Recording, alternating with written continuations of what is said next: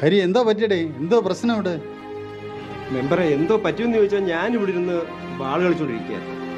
എൻ്റെ കയ്യിൽ നിന്ന് അറിയാതെ ബാള് പുറത്തോട്ടിറങ്ങി. അങ്ങനെ ഞാൻ ജസ്റ്റ് പുറത്തോട്ടൊന്ന് ഇറങ്ങി.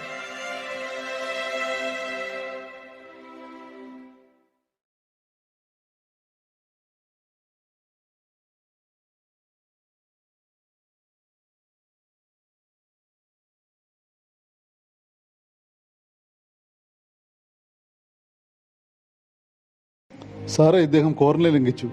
ഒരു ആംബുലൻസ് വിളിച്ച് സർക്കാർ വക ക്വാറന്റൈനിലാക്കണം.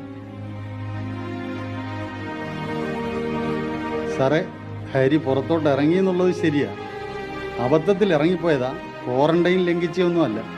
ഇറങ്ങുമ്പം മറ്റാരും ഇവിടെ ഇല്ലായിരുന്നു തന്നെ. സാറേ, ഇവിടുത്തെ നാട്ടുകാരെ പേടിച്ചിരിക്കുക. പേടിച്ചിട്ട് ആരും പുറത്തിറങ്ങാത്ത. സാർ എന്തോന്ന് വെച്ചാൽ ചെയ്യണം. സാറേ, ഇതൊരു വലിയ പ്രശ്നമാക്കി മാറ്റണ്ട. അബദ്ധത്തിൽ പുറത്തിറങ്ങി പോയെന്നുള്ളതേ ഉള്ളൂ. തൽക്കാലം വീട്ടിൽ തന്നെ തുടരട്ടെ. ഇനി മേലാൽ ആവർത്തിക്കാതിരുന്നാൽ മതിയല്ലോ. നിങ്ങൾക്ക് പ്രശ്നമില്ലെങ്കിൽ പിന്നെ എനിക്ക് കുഴപ്പമില്ല. നമുക്ക് എന്തോന്ന് വെച്ചാൽ അത് വേണ്ട പോലെ ചെയ്യാം. ഇനി മേലാൽ ഇത് ആവർത്തിക്കരുത്. വീട്ടിലിരിക്കാൻ പറഞ്ഞാൽ വീട്ടിൽ തന്നെ ഇരിക്കണം. അല്ലാതെ വെളിയിലിറങ്ങി ഞങ്ങൾക്ക് വെറുതെ പണി ഉണ്ടാക്കരുത്. പറഞ്ഞു കേട്ടല്ലോ? ശരി സാർ.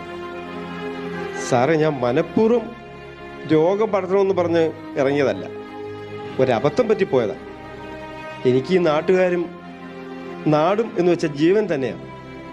അല്ലാതെ ഗൾഫിൽ നിന്ന് കൊറോണ കൊണ്ടുവന്ന നാട്ടുകാരെ കൊല്ലാൻ നോക്കിയതൊന്നുമല്ല.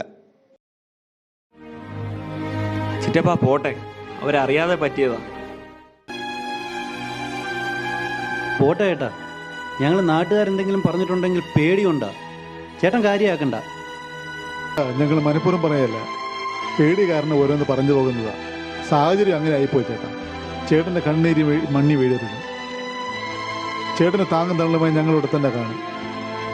എന്താവശ്യത്തിനും ചേട്ടൻ അകത്ത് വയ്ക്കും.